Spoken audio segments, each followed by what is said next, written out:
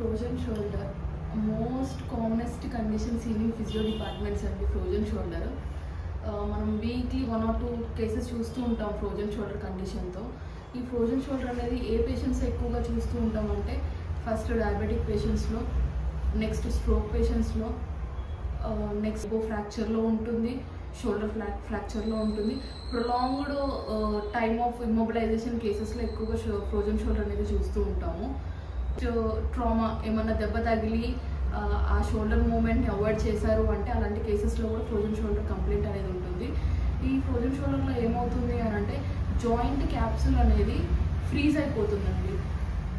ఆ joint capsule అనేది thick అయిపోయి మూమెంట్ని రెస్ట్రిక్ట్ చేస్తూ ఉంటుంది అనమాట. పెయిన్ అనేది చాలా ఉంటుంది, నైట్ టైం పెయిన్ అనేది సివియర్గా ఉంటుంది అనమాట. ఈ కండిషన్ని మనం ఎలా డయాగ్నోస్ చేస్తాము అంటే X rays and MRIs plus physical assessment కూడా చేస్తాము. ఫస్ట్ పేషెంట్కి ఏమేమి మూమెంట్స్ లాస్ అయ్యాయి, రేంజ్ ఆఫ్ మోషన్ ఎలా ఉందో చెక్ చేసుకుంటాము. అలాగే వదిలేశారు అంటే ఆ షోల్డర్ మూమెంట్స్ అన్నీ లాస్ అయిపోతాయి. ఈవెన్ 10-20 degrees మూమెంట్ కూడా చేయలేకపోతారు పేషెంట్. దీనికి ఫిజియోథెరపీ ట్రీట్మెంట్ ఏం చేస్తాము అని అంటే ఫస్ట్ పెయిన్ మేనేజ్మెంట్ చేస్తాము, తర్వాత స్ట్రెంథనింగ్ మీద ఫోకస్ చేస్తాము అనమాట. దీనికి రేంజ్ ఆఫ్ మోషన్ ఇంప్రూవ్ చేయడానికి ఎక్కువగా ఫోకస్ చేస్తాము. Once range of motion improve అయింది అని అంటే పెయిన్ ఆటోమేటిక్గా రెడ్యూస్ అవుతుంది పేషెంట్స్లో.